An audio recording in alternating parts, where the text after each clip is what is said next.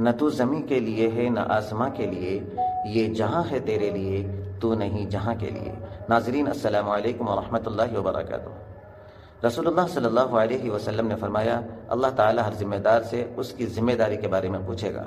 ہم بارہا والدین کے حقوق ممبروں، جلسوں، پروگراموں اور جمعہ کے خطابوں میں تو سنتے ہیں، لیکن اولاد کے حقوق بہت ہی کم لوگ بیان کرتے ہیں۔ تو آئیے ہم جانتے ہیں اولاد کے حقوق کیا ہیں۔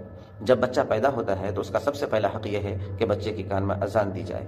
مقصد بچے کے کان میں سب سے پہلا کلمہ توحید اور اللہ کی عظمت کا پہنچے۔ بچے کا اچھا نام رکھنا، نبی صلی اللہ علیہ وسلم نے اچھے نام رکھنے کی ترغیب دی ہے، کیونکہ نام شخصیت بناتا ہے اور شخصیت مستقبل۔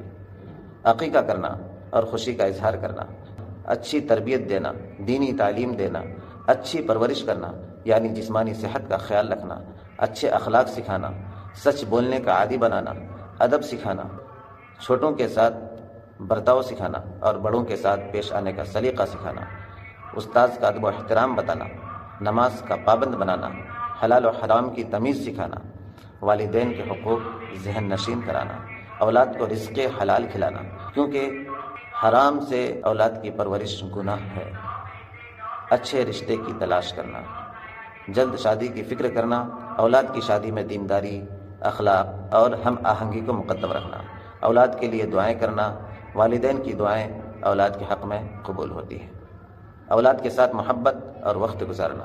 رسول اللہ صلی اللہ علیہ وسلم بچوں کے ساتھ شفقت فرماتے، ان کو گود میں اٹھاتے، پیار کرتے، ان کے ساتھ کھیلتے تھے۔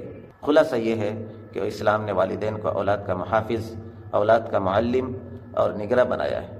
اس لیے کہا جاتا ہے کہ اولاد کا سب سے پہلا مدرسہ ماں کی گود ہے، جو بچپن میں ہوگا سو بچپن میں ہوگا۔ اس لیے ہم بچپن ہی سے بچوں کی اچھی پرورش کریں، اچھی تربیت دیں۔ اولاد کے حقوق کی ادائیگی صرف دنیاوی فلاح کا باعث نہیں بلکہ اخروی نجات کا ذریعہ بھی ہے۔ جو والدین اپنی اولاد کی صحیح پرورش اور تعلیم و تربیت نہیں کرتے وہ ایک عظیم امانت میں خیانت کے مرتکب ہیں۔ اس لیے ہمیں صحیح تربیت، صحیح تعلیم اور صحیح راستہ چننا چاہیے تاکہ یہ نعمت ہمارے لیے باعث رحمت ہو نہ کہ باعث زحمت۔ ناظرین، اگر آپ میری کسی بات سے متفق نہ ہوں تو کمنٹ میں ضرور لکھیں۔ اگر آپ کو میری بات پسند آئے تو دوسروں کو ضرور شیئر کریں۔ جزاک اللہ خیر۔ السلام علیکم ورحمۃ اللہ۔